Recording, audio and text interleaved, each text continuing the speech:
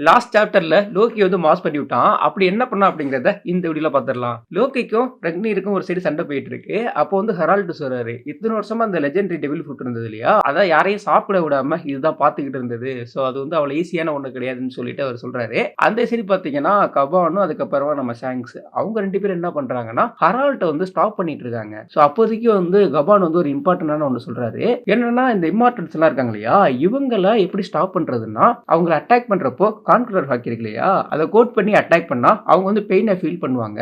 அதே மாதிரி அந்த ரீஜெனரேஷன் இருக்கு இல்லையா? அதுவுமே ஸ்லோவாகும். இந்த மாதிரி நம்ம கன்டினியூவா அட்டாக் பண்ணிட்டே இருக்கணும். எந்த அளவுக்குன்னா அவங்க திரும்ப சண்டை போட முடியாத அளவுக்கு திரும்ப நம்ம அட்டாக் பண்ணிட்டே இருக்கணும்னு சொல்லிட்டு அவர் வந்து சொல்றாரு.